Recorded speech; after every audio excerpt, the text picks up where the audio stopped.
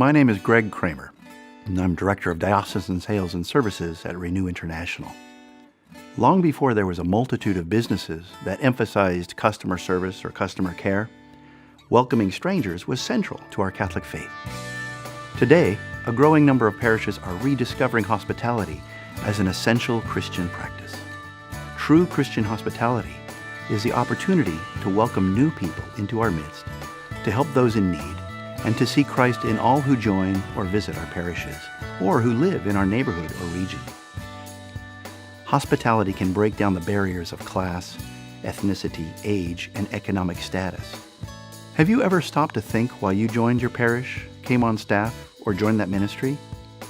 Many of your answers might be something along the lines of, I wanted to belong to a community of faith, I wanted to worship God with others, or I wanted to make a difference. We don't join ministries to move chairs or sell tickets.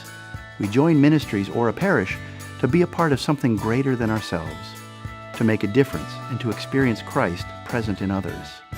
Hospitality can turn strangers into friends and eventually family. When we welcome well, we give and extend friendship. Then, the hospitality of a parish can bring the good news to life and encourage growth in faith. We mirror God's welcome of each of us. However, if a newcomer's experience is cold and unfriendly, then he or she may view the entire parish as unwelcoming. If newcomers do not view a parish as welcoming, then they and even current parishioners won't develop a sense of belonging, and they will not become disciples ready to bring God's love to others. Take a moment to watch Fran's story about the experience of welcome. My mom was from the Caribbean and my dad is, American. We prayed a lot at home and, we had, we all had rosaries and it was, I think, a lot of tradition. In college, I said prayers every night. I trusted in God and my faith, but I could not say it was a priority. I used to watch some shows on television that would talk about a personal relationship and I didn't know what that meant. Every Catholic church has the same routine, so you just kind of fit in. So it's, it's just kind of a very cold kind of experience. Back in, I think, 2003, my mom wasn't really feeling too good. Turned out she was diagnosed with cancer. I think I fell to my faith to ask God to please heal her. One of my girlfriends, who was a member of an Alliance church at the time, and she invited me to go with her to an Alliance church. They had a welcoming committee. People at the front door, they had 3 front doors and there were 3 people standing there saying, welcome, is this your first time? And the pastor actually came up to me and said, I see you, started coming to our church and welcome. In the bottom of my heart, I said, my other 2, I brought my kids up Catholic, and is my daughter going to be the only one not to be? In the Alliance Church, communion really wasn't anything more than taking a small piece of bread and drinking a small cup of grape juice. So there was really no significance around the fact that this is the body and blood of Jesus. And I realized that she was missing that. I think I missed really how I was brought up to worship God. So when I went back to St. Bart's, Father Tom was there, and that was one of the priests that I had, made a connection with when I was at St. Bart's, several years before that. And he actually came up to me and said, Fran, he actually remembered my name, knew my son's name, Kevin, and, said, haven't seen you in a while, where have you been, and I kind of shared with him, what I had gone through, and he welcomed me back. He actually said, I'm glad you're back. Once you hear the readings and you understand what happened during the Last Supper, that God truly did give his body and his blood to save us. And I think that's where, for me, the personal relationship came in. Thank goodness Fran came back to be welcomed. How many never give their parish that second chance? Pause the video here to consider and discuss the types of impressions, both negative and positive, that might affect people's willingness to attend a parish. Please restart it when you're ready to continue.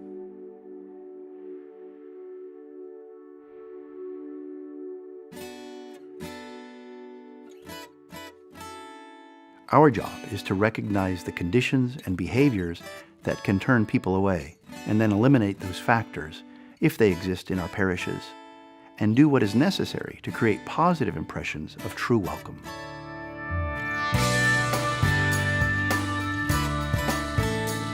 In this video, we will highlight some guiding principles for fostering a welcoming parish environment. We will also explore several important points of hospitality in parish life. This information can form the basis for discussing your own parish's approach to welcome.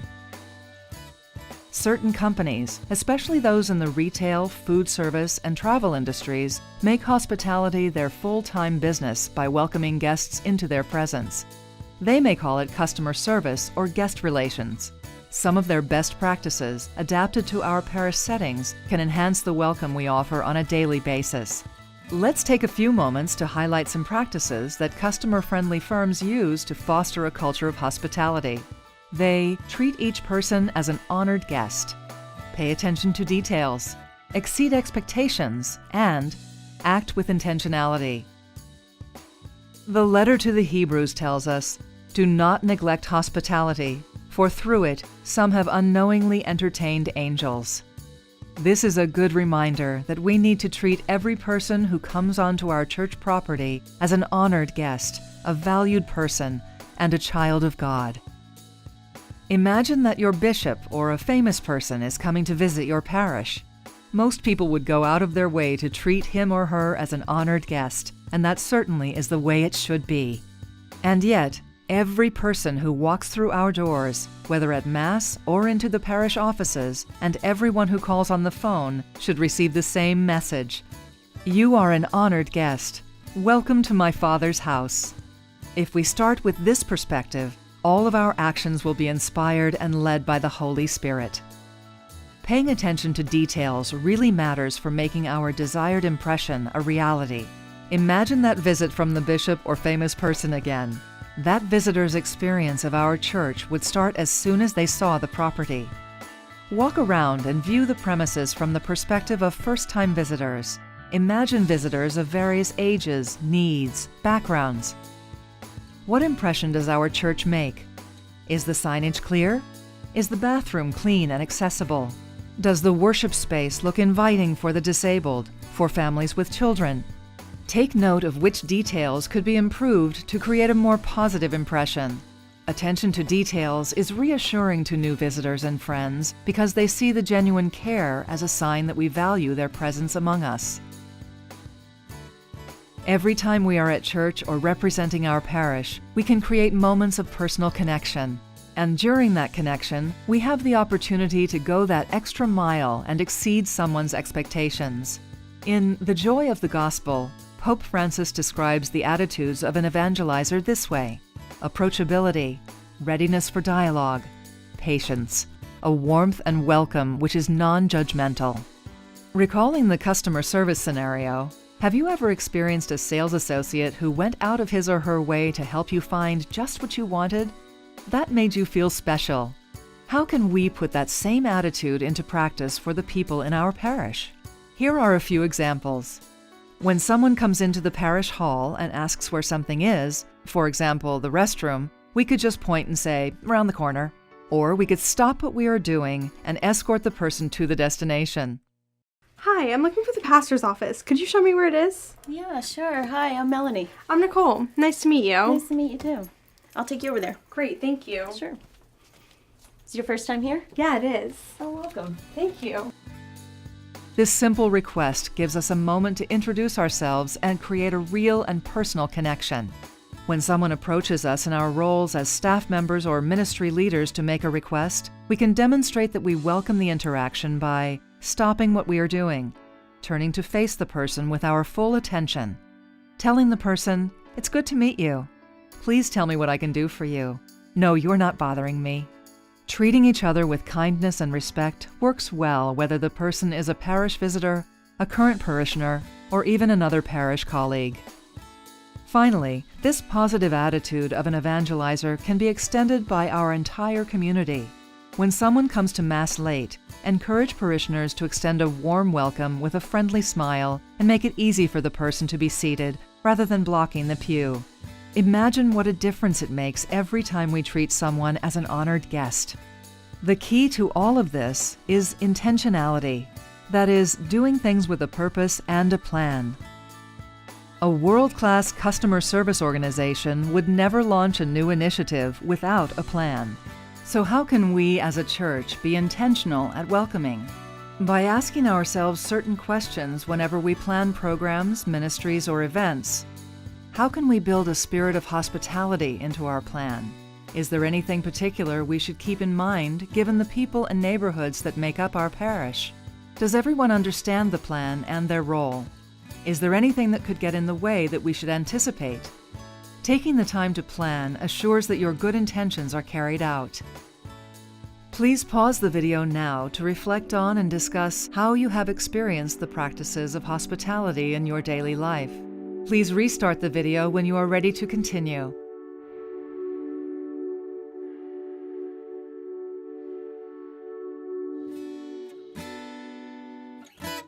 We just considered the key principles of hospitality.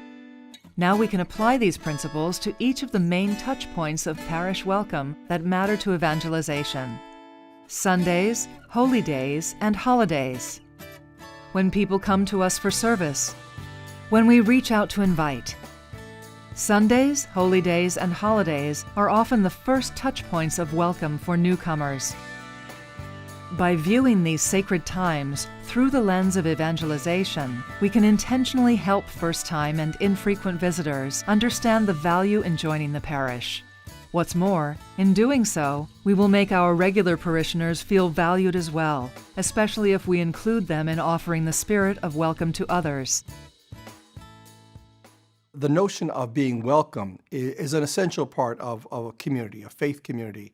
And oftentimes the lack of welcome, the lack of hospitality is a great hindrance to communities growing and communities just being life-giving.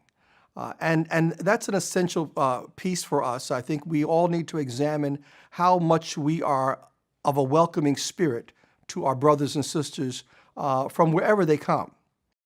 Sometimes we sit in churches and we take up large areas of the pew. And if someone at the top does not challenge people to make room for their brother or sister or their neighbor, we somehow send messages to people that they're not welcome because there is no room. I think even as we look at ministry, I think sometimes it depends on how we frame ministry or the titles of ministry, how we approach community and hospitality. We can talk about ushers. On the other hand, we can talk about ministers of hospitality. And of course, that says something very, very different about how we serve each other, how we treat each other, and what our responsibility is towards each other in the formation of a community. On some special occasions, many people who come to church may be labeled as irregular or inactive Catholics. Many come to Mass only on Christmas, Palm Sunday, and Easter. Others might stop by to receive ashes on Ash Wednesday because it still connects them to their faith. Rather than viewing these extra crowds as an imposition, here is our opportunity to send the message that they are our honored guests. The most important first step is simply to start each Mass or celebration with a special greeting such as, Good morning and welcome to our parish. We're very glad that you joined us for our liturgy today. We would like to offer a special welcome to our visiting guests. If you're looking for a spiritual home, please consider our parish. And now, let us turn and greet one another. Leave guest cards and pencils in the pews for those who may want more information about joining. There are many creative ideas that your parish can develop to make the activities that surround our Catholic liturgies evangelizing and welcoming. The second touch point of welcome happens anytime someone visits or contacts the parish, usually for information or to request assistance and service. These interactions range from seemingly mundane requests to critically important matters in people's lives, such as illness or a death in the family, or joyous occasions such as a wedding or the baptism of a baby. How we respond and journey with people will set the tone for how they view the parish and the church as a whole. Start by making it easy for a person or family to connect with the parish to conduct routine business. Offer convenient evening and weekend hours, especially on Sunday, for people to meet with staff, fill out forms, register, whatever they need to accomplish. If someone approaches you with a question that you cannot answer personally, be prepared to help them get in touch with the right person and follow up to make sure the question was answered. Sacraments are especially important opportunities to plant seeds of faith. Once again, Pope Francis has wisdom to offer on the attitude we bring to the task of evangelization. He advises church ministers to avoid situations in which an administrative approach prevails over a pastoral approach. So now, are you members of our parish? No, we're not. That might be a problem. Oh, okay. That's disappointing. Yeah, we really do try to work just with members of our parish. Oh man, we're sorry to hear that. Instead, the celebration of each sacrament can be viewed as a privileged moment to share with families and foster a lifetime of faith. So now, are you members of our parish? No, we're not. That's all right. We can work with you. We'd really love it if you would come to Mass, spend some time with us, become a part of our community. Awesome, thank you. Thank you. You're welcome. That same evangelizing attitude extends to every sacramental encounter, including funerals and baptisms. Sacraments, if they're going to get their kid baptized, well, they may not be practicing, but grandma wants the grandson baptized, and they come through the door, and if we do things well, they may stick around. Clearly, First Communion moments, that's a moment when Johnny and Susie are now 7, and it's time for Dad and Mom to kind of get with the program. If they're ever going to get with the program, that's a big platform moment for them to step back on. And if we do things like that well, if we do religious ed well, those are good moments to help ease people back into the mainstream here. The third touch point of parish welcome comes when the parish extends itself into the community by reaching out as missionary disciples and inviting others to join them. Pope Francis reminds us that a church which goes forth is a church whose doors are open. While evangelization can be difficult for some people, we are called to go and make disciples. But you can't influence people you don't know. And you don't have to look too far. One of the largest groups of the unchurched is the spouses of the people going to church regularly. Encourage parishioners to get to know their neighbors, get involved in civic groups or their kids' schools, scouting, community sports leagues. As parishioners get to know more people in their communities, they may encounter informal opportunities to speak with others about faith. Another module topic, Witness Matters, Telling Your Faith Story, will offer suggestions on how to prepare for this situation.